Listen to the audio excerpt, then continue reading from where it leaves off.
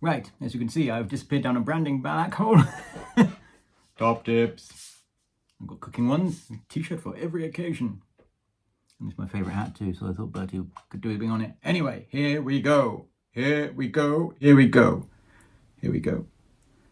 Been building myself up for this video for years and years. I've wanted to make a driver's hours video, but I realised it wasn't something I could do with my normal filmmaking because I just turn the camera on and go, and there's way too much.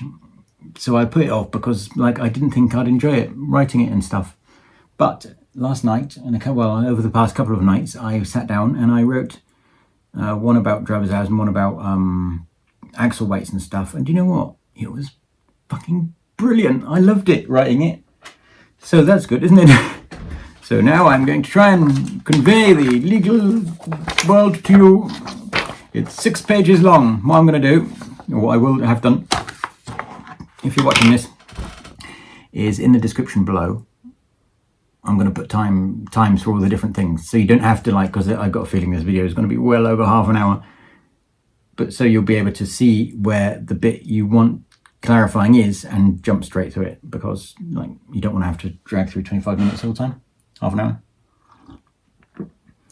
So I'm going to try and read this without being very, very wooden. So good day to you. I'm finally tackling this pointlessly complicated issue, and I've done by writing a script. Apologies if it is wooden. So there's going to be a few numbers that will be familiar to you. 45 minutes and hours, 4.5, 9, 10, 11, 12, 15, 24, and 45. All the numbers basically, but they're the ones that you will have in your head if you tried to learn anything to do with this. So start with a couple of definitions, because definitions are so important. Definitions can be the difference between breaking the law and not breaking the law. It's that simple. Your working week is from the time you finish your weekly rest and start another week to the time you finish your shift on the end of the 6th day and go home. So say if you start at 6 a.m. Monday, you have until 6 a.m. Sunday to start a break. Something it's called, we've got to fit in the 7 days, as you go on for daily rest, but that's not true. It doesn't matter, you can do 6 days. There are laws about how you can, some in fixed weeks having to, but yeah, most of the time it's just 6 days. However, so the combination of days in a working week, any combination is fine. However, the fixed week, as the name suggests, is fixed. Again, this is just more pointless overcomplication. The fixed week runs from basically midnight Sunday to midnight Sunday. And that's it. The fixed week only really comes into a play for one or two things. Also, rest and break are two entirely different things. And that's one of those things where your definition is so important. A rest, as in a weekly rest or a daily rest, you need to be able to freely dispose of your time. Okay, so that means do whatever you want, basically. Doesn't apply to breaks. A lot of people get confused thinking that applies to both breaks and rests, but it doesn't. So the boss can ask you to have your 45-minute break in a supermarket waiting room perfectly legally. It's it just has to use the wording used exclusively for rest and recuperation. So no shutting the doors on the trailers or things like that. So yeah, breaks, rest and recuperation, rests, freely dispose of time. So another number, the daily driving limit is 9 hours. 9 hours divided in 2 is 4.5 hours. So in theory, it's possible to drive 4.5 hours, have 45 minutes off, drive 4.5 hours, and the shift is less than 10 hours. It's almost impossible in the UK. It doesn't really happen, but it can be quite common in France. I mean, you can drive for 9 hours in France and not be anywhere near the other side. So if heading down to the Alps and stuff. So yeah, that's basically it. You can increase it to 10 twice a week with a maximum of 56 hours driving in your week and 90 hours over 2 consecutive weeks. which means in any 2 consecutive weeks, it can't go over 90 hours. That's how I can explain that. Like, so that sort of rolls on. So it's not 2 fixed weeks. It's not 2 weeks and then you start another 2 weeks. It's rolling on. It's always rolling on. Every 4.5 hours, you need a 45-minute break. This can be split into 2, and you can have 15 minutes at any point during the 4.5 hours and 30 minutes at the end. So you could say drive for 2 hours, have 15 minutes, drive for 2.5 hours, have 30 minutes, fine. But only ever in that order. And it all has to be 15 first, 30 second. It doesn't have to be. If you have slightly longer, like you can have 20 minutes first, but that won't make your next shift, your next break shorter. So first 15, last 30. That's the bare minimum. So daily rest in legislation is defined by 24-hour working periods. So say you start at 6 a.m. on whatever day, your daily shift and your rest will need to fit entirely into the 24-hour period up till 6 a.m. the next day. Again, this, like, because the actual length of days is not defined in law. You won't find anywhere saying you can only work 15 hours or you can only work whatever, because it's done this way, which is so pointlessly overcomplicated. Again, that's the whole thing with this law. Like, it's just give us a limited day, sort it. So anyway, yeah, so 24-hour period. So you need to take into account 24 hours. You can take a reduced 9 hours rest, which means that your working day is 15 hours, 3 times a week. A week in this sense is a working week. So between 2 daily rest periods. You don't need to compensate for this. You don't need to pay any of it back. If you have 9, that's fine. A regular rest is 11 hours, meaning your maximum day is 13 hours. Again, 24. 13 plus 11, 24. You can opt to take a split daily rest, and this will be 12 hours though, because you need to a minimum of 3 hours during the day and 9 hours at the end of the day. Again, like, and that's can catch people out. The 3 hours, because it's rest, not break, you need to be able to freely dispose of your time. So technically, if you're sat in a distribution center for 3 hours, if you do use the split rest thing, you are sort of technically breaking the law, but sometimes it's still you can do to try and make things look tidy. But I can't condone such actions in any way whatsoever. On to another page. So yeah, that becomes 12 hours rest, and that counts as a full daily rest. Like that's not one of your 9s. It's not one of your 3 9s, full daily rest. Any amount under 11 hours counts as a reduced rest. That's all there is to it. If you work, if you work, you have a maximum of 13 hours, then you have if you work 13 hours and 5 minutes, you've used a reduced rest. I know it's a bit daft, but that's the way it is. But what always makes me laugh as well is the short break, the 9-hour break. Oh yes, we'll give them a 9-hour break, but we'll make them work a longer day. And it's like, how the fuck is that logical? So yeah, by having a 9-hour break, it means you have a longer day. You can have a longer day. You can increase your driving to 10 hours twice a week, but that's a fixed week, not a working week. So in theory, it's perfectly legal. You could do 4 10s in a row, because you could do Saturday, Sunday, fixed week, Monday, Tuesday. You could do 4 10s in a row, basically. Again, it's another pointless overcomplication and bollocks, basically. So weekly rest. So the daily rests, 9, 11, 12. Weekly rests. You need to begin a weekly rest no later than 6 24-hour periods from when you started that week. So you start 6 a.m. Monday, you need to start your weekly rest at the very latest 6 a.m. Sunday. It used to be 6 cards, as people, and when it was paper tacos, and many drivers think it still is. The fact it isn't. The fact is you can do whatever you like within that 6 days, obviously abiding by law, but if you can fit 10 shifts into that 6 days legally, There's nothing wrong with that. So yeah, you don't have to, it's not 6 cards, it's simply 6 24-hour shifts. Oh, it's interesting to note as well, one thing that sometimes surprises lorry drivers is coach drivers have an exemption and they can work 12 days without a weekly rest. This is to facilitate tours. And that's how, when I first went to London, that's how it was always done back then. Down, I'd go down for 12 days, have 4 days off, go home, come back. So a weekly rest is 45 hours. Why it's not 48 hours? Where they plucked 45 hours from? Oh no, look at that number over there. We'll put that on the legislation. Oh dear. It begins when you clock off, finish your working week, card out, clock off to when you clock on again. It cannot be split or interrupted at all. There's no getting on off ferries with it. Weekly rest, 1 block, straightforward, done. Recent legislation brought in means a full daily rest of 45 hours has to be taken at home or away from the truck. So it's no more living in the lorry like I did for over 10 years.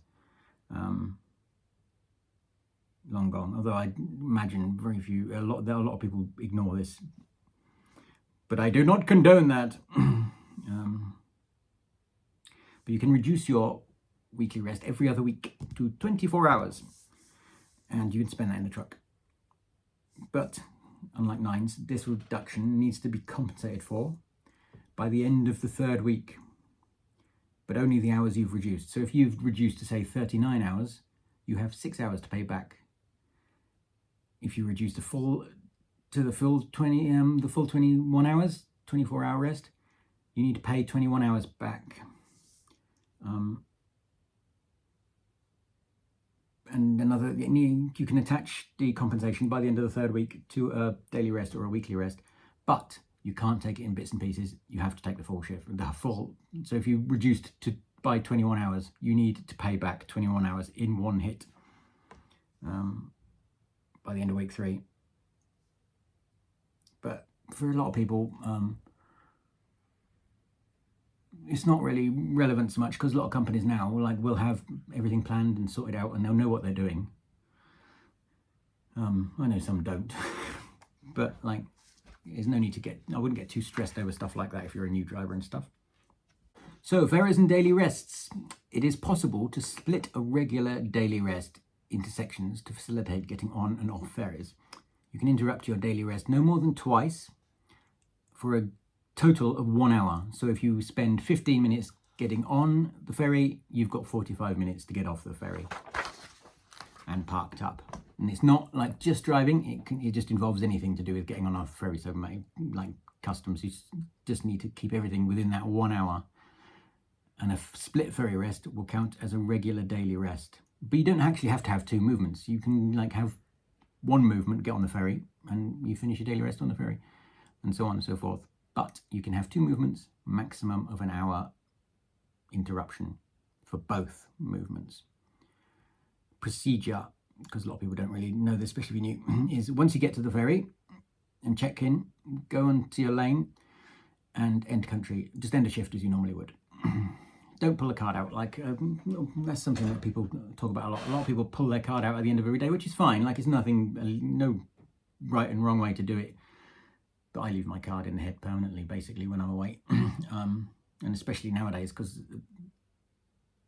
Virginia, I think it was, I didn't even have to go in the office to download the card. It just downloaded it over the airwaves. They were spying on me. So yeah, when you get there, into lanes, clock off, put it on rest. Knock, knock. Time to get on. Ticket, please.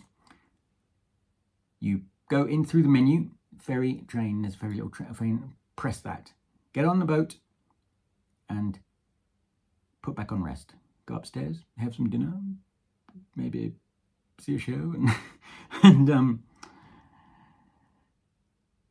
just rest. You're being called back down again.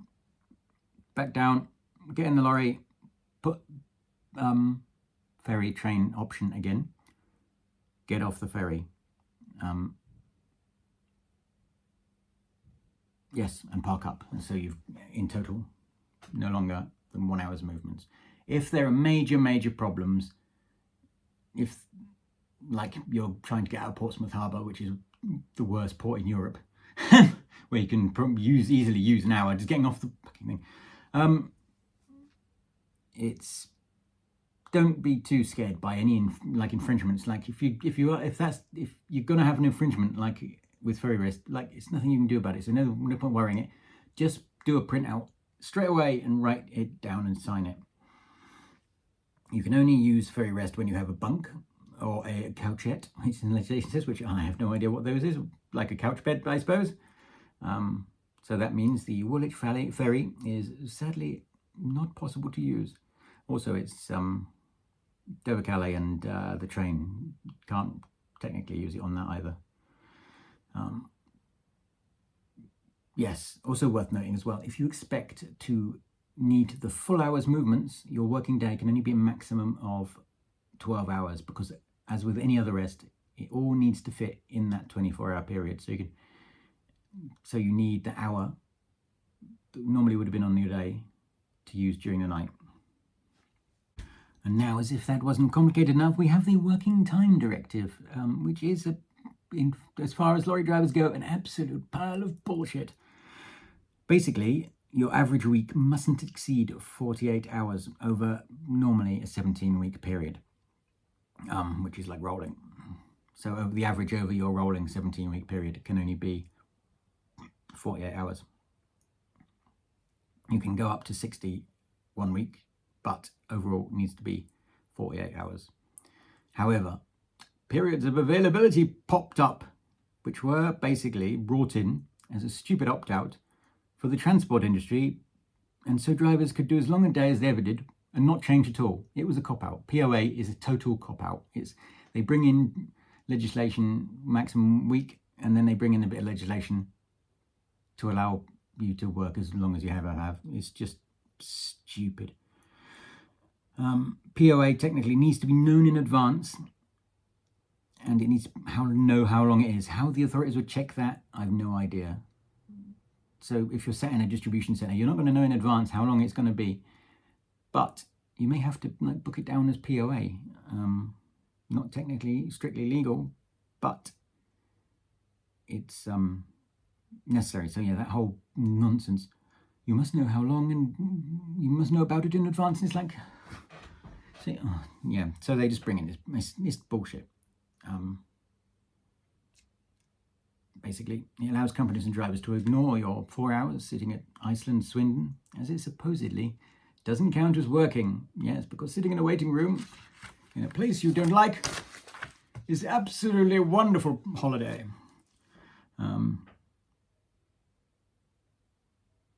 Yes, but a lot of people will use that as POA because it's like, you're going to give us this. Don't give one and take away with the other. Also, a working time directive, you can't work more than 6 hours without a break of at least 15. 6 hours over 6 hours, between 6 and 9:30 and over 9:45. The thing is, and the maximum shift length, if any part of it falls between midnight and 4 a.m., you're limited to 10 hours shift, unless another hilarious cop-out, the company opt-out is used via a driver's ballot. So we'll bring in this legislation, and then we'll bring in a way for you to avoid it. Oh, God. Yeah, so that's that. So, as you might have seen, I was asking for people's stories they've heard, and because there's a lot of myths, and it's quite easy to understand why there's myths, because like the fucking legislation's so hilariously over the top.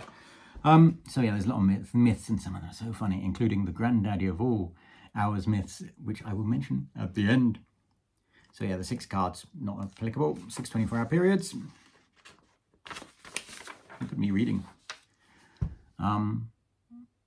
Oh yeah, some think the company can't plan you max hours, like 10 hours and stuff. They think it's driver's choice. It's always driver's choice whether you do it or not. But the company can plan you for 10 hours. It's not illegal. If the company plan you for 10 hours, like twice a week, and you're often going over it, because of problems, like that will come to the Transport Commissioner's attention. But if you're stopped, yeah, there's nothing illegal about planning you for 10. Another one, which I'd not heard before, but a few people mentioned this. Some think you can't drive 9 or 10 hours in the 24-hour period. So say if you did the break, like I said before, drive for 4.5, 45, drive for, that gives you like around about 10 hours. In theory, my mind's just frozen.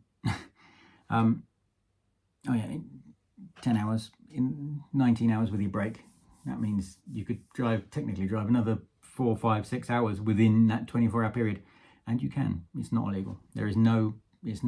Every time you have a shift in 24-hour period, it resets.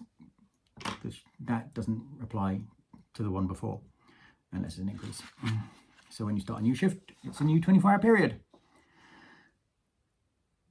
Oh yeah, some people think if you use your 10-hour driving days, you need to take a regular daily rest. Not true. You can drive for 10 and have 9 off if you want. And it's also perfectly legal for a company to plan your break for a certain time in a certain places, like I was saying at the beginning. Many think this means people can't freely dispose of their time, but again, that is only for rests, not for breaks. So a boss can insist. They can insist all they want, but if you don't want to do it, don't do it. But that's basically it. Yeah, so you don't need to be forever. You can just have it in a coffee room. Or Iceland Swindon. I've got a bit of a bee in my bonnet over that place. It's gruesome. Something you cannot reduce daily rest on consecutive days. That's untrue as well. You could have all 3 nines, one after the other if you wanted to. Oh, there's another one. This is one of my pet hates. Well, one of my funniest ones. Another is the fact that you always get this when somebody posts a picture of a printout and it's bang on 9 or it's bang on 10 hours. You get all these heroes. Oh, well, I think you'll find that's an infringement. It's not an infringement, basically. Listen now, because people argue about this so much. They're so determined to be right. Seconds are not counted by the Tacho or for this purposes. So 9 hours 59 seconds is 9 hours. That's it. Nothing more than that. 10 hours 59 seconds is 10 hours. If they wanted to include seconds, they'd make the tachograph include seconds and whatnot. But 10 hours 59 seconds is 10 hours. Yes. And like I say, no one would ever prosecute you for going like 59 seconds over anyway, but it's not illegal. So. Oh, there's one. This is good practice. Showing 15 minutes at the start of your shift is not set in stone for the daily walk around checks. All you need to do is to be able to point to a period within your day where you've checked over the truck. Good practice is to have a period at the beginning with 10-15 minutes, but like it doesn't have to be bang on 15 minutes. It can be 10 if you want, or it can be 5 if you're driving a 7.5 tonner and checked it quickly. But yeah, you just need to be able to point to where you've had your daily checks. Yes.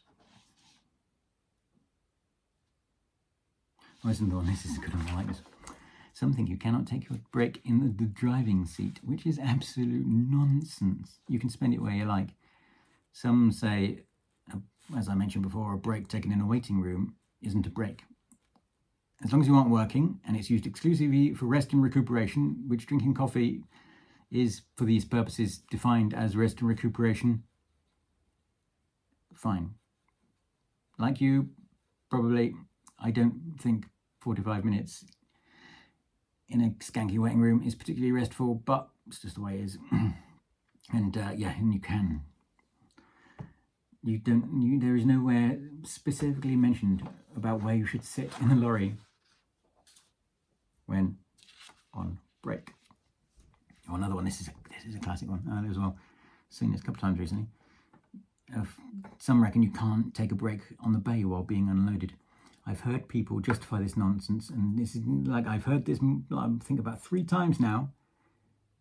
By claim if the forklift going in and out the back shakes the truck, it won't count as break. How do people make up this nonsense? Oh, as long as you don't engage in other work, it's a break. That's all there is to it. Like, or it can be POA, but like, you can have a break on the bay as long as you're not helping unload. You're not going to the office. You can have a daily rest on the bay if you're allowed to come and go from site and like. And I have done before now, a weekly rest. Sorry, I took a weekly rest in Italy a few years ago because it took them like 49 hours to load, and I had like a full weekly rest. So I thought, fine, let's get going. Yes, some people say these are all from other people. It's not; these aren't made up in my head. This is all stuff that I asked others to mention and stuff I've heard myself. Some people say you can't have a reduced rest if you've done 15 hours. That is such about face. That is exact opposite. If you've worked 15 hours, like you can have as long as you want at the end of the day, you're using a reduced rest. That's all there is to it. I mean, again, it's, as I mentioned before about longer days, shorter rest is just ridiculous bullshit, basically. Yes. There are reasons to exceed your hours sometimes, but these are for exceptional circumstances, as it says in the legislation. You can't do it every week. Well, you can, but if you've got infringements, major infringements weekly, like, it's not going to wash that it was exceptional circumstances. If you have one infringement every few weeks, I'm talking about serious infringements now. I'm not talking about like overspeeds and stuff like that. But yeah, it's exceptional circumstances. And they can involve, and they have done with me, weather delays, ferry delays, getting out of Portsmouth Harbour, hellhole, illness. If you do, straight away, first available opportunity, do a printout, explain on the back, sign it, keep it for at least 28 days, hand into office. Or, as I do, take it out, do a printout, write on the back, and sign two, and then hand one straight to the office. That way they never get like mislaid anywhere. Yes. Yeah, and do it as quickly as possible, because if you think, oh, I'll sort that out, and then eventually you end up getting stopped for whatever reason, it's like you've not explained it with a printout. Ferry rest, another myth, is 11 hours including movements. Untrue. You need 11 hours rest. Actually, this is an interesting point, isn't it? Because like there's a whole freely dispose of your time. But if you're getting on a ferry, you're not really able to freely dispose of your time. Why has that never dawned on me before? But they've brought in legislation to cover it, so it's perfectly legal. Like I say, you can have like, it can only just, all your rest needs to be 11. That's all there is to it. 1 hour movements, 11. And like I say, that means you've got a maximum day of 12 hours. You do hear some people saying they use train or Dover Calais for ferry movements. It's not allowed. You need access to a bunk or couchette. I've been known to use it sometimes, like it's when there's massive delays. I've like used it to like gloss over and make things look a bit tidier. Shouldn't be saying that, should I? My God, we're down to the last page. Hurrah! Wonder if anybody's left. Hang on. Oh, there we go. So to finish with the granddaddy of made-up nonsense. A story you'll have heard, everybody's heard this before, and people, I still see it regularly tried out.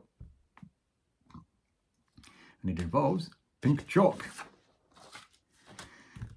A driver runs out of hours, this is how it goes. A driver runs out of hours on a bay due to RDC delays, Regional Distribution Centre.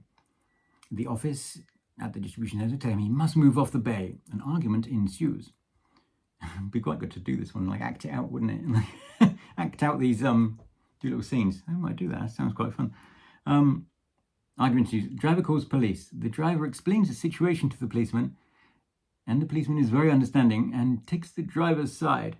They then go and inform the man in the office that the lorry isn't moving until he's had a full daily rest, and proceeds to cone off the lorry, several bays either side, and this is the glorious bit, mark the ground around the lorry and the tyres with pink chalk so they can see if it's moved. Oh, God. Somebody thought that up. I'm sorry, it never happened. That's absolute bollocks. Like the police would come out for a fucking daily rest dispute anyway. Oh, still got some tea left. So yeah, I'd be interested if you have any others in the comments below. If you are need anything clarifying, leave me a comment or email me, luke@lorrydriver.com. Fact is, most of you will never, and I'm talking to, like, this is, I'm British and this is aimed in Britain and it's generally aimed at people who work for British companies. Like, it's not to say it's applicable, law is applicable across Europe, but I say everything from that point of view. Most of you will never be stopped by the DVSA, or VOSA as it used to be called, if you work for a green light operator. They are very, very good at what they do. If they're stopping a lorry, they've got a reason to stop it, with ANPR and all that. Yeah, they know what they do. They're not ones for just wasting time. Like, you get a lot of people bitching and whatnot about DVSA or VOSA as they inevitably call it. But and then I ask, so how many times have you been stopped? And most of them, I've never been stopped. I have spent most of my career working for Irish and Dutch companies. I have been stopped a lot. Yes. And they're fine, absolutely fine. I've been stopped, like, breaking the law in quite major ways, and they've been fine. Go in there with the right attitude, and that's all there is to it. Like I say, if you work for a green light company, what I mean by that is the Department of Transport have OCRS scores: red, amber, and green. Red operators are obviously stop on site, amber are probably stop, and green they don't really bother with. That's just somebody who does everything fine, depending on their adherence to law. And that's everything, though, that OCRS, even as far as away from driving hours, MOTs and stuff. If an operator presents many trucks to an MOT and they fail first time, that the traffic commissioner will start having an inquiry there. So yeah, next time you hear a driver in their full-time victim mentality, oh, they're out to get us. They're not. If you're running legal, you've got nothing to worry about. You'll spend 5 minutes in there and be sent on your way again. But chances are, if you're being pulled, you're not running 100% legal. So, like I say, they're brilliant. They're fine. They're absolutely fine. Be polite to them. That's absolutely the key to everything. Because there was all that hoo-ha about Europe last year confiscating drivers' sandwiches from their fridge because it had ham and stuff in them. And it's like, how the fuck have you got to the point where a customs officer is getting in your lorry and looking in your fridge? Like that, if you'll meet many people who have lots of problems, get stopped, whatever, and you know what it is? They're the common factor. Shit attitude. Have a good attitude. Be reasonable. The DVSA man is just there doing his job. If you're polite and kind and helpful to him, he will be back. I've been stopped, like, back in the day with, like, no cards and stuff like that, and they were perfectly polite, perfectly helpful, did their thing, park you up. So yeah, so don't listen to these drivers who boggle on about victim, like they're out to get us. They're not out to get you. So yeah, I think that's it. So yeah, basically, so if you're a new driver, just think of it this way: like 9 hours a day is your driving limit, 10 hours a day twice in a fixed week, 11 hours rest, 9 hours, and 24-hour periods. I'll write these things down. Well, I'm actually going to publish this as a blog post as well, so you can refer to it, to written as well. And also, just because I've realised how much I enjoy doing it, I'm going to maybe have a go at writing a driver's handbook. Because I fucking love writing. I don't know why. I do it on my iPhone too. Like I wrote, like, it's like 4,000 words and I wrote it on my iPhone. Yeah. So yes, thank you for the donations and everything. I'm waiting for news on another job, but we shall see. What else? Yeah, so there's going to be more of these videos. Top tips. next one's going to be about axle weights after somebody requested it. And that's a really interesting subject as well. This is, because as you might know, I mentioned recently, I almost certainly have ADHD, which I thought was bonkers when somebody mentioned it to me, but then it all made sense. So you get hyper-focus, basically. You're either, something's either, my friends always said this about me, either an obsession or I'm not interested at all. There's nothing in between.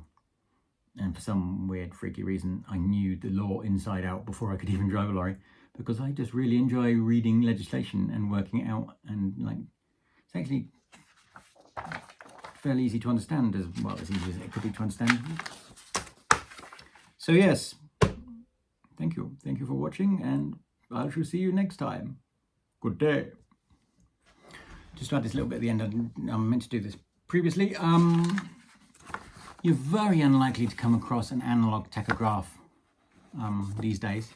It's funny, isn't it? Because you know you, like some of the other bloggers are like in their mid-20s.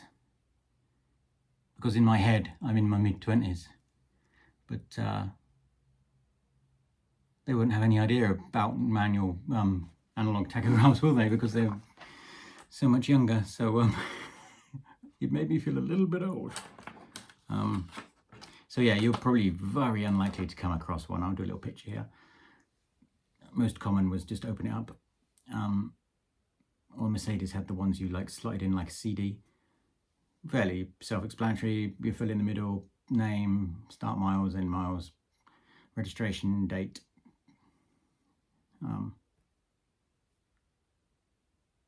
Yes. Also now, it's a new rule in Europe. If you cross a border, you are supposed to stop and put enter country on the tachograph, because previously it was just about where you end. So you put your tacho in, start, finish shift, end country. Yeah. But now, in their wisdom, I'm not exactly going to be a EU basher, but you supposedly have to stop now and enter the country every time you're in a country. Like, it's because it literally says on the end country, and it's like, oh god. Anyway, it's just pointless complications. But yeah, so you'll know how to use a tachograph, other work, whatnot. Yes. Good. Subscribe, morons!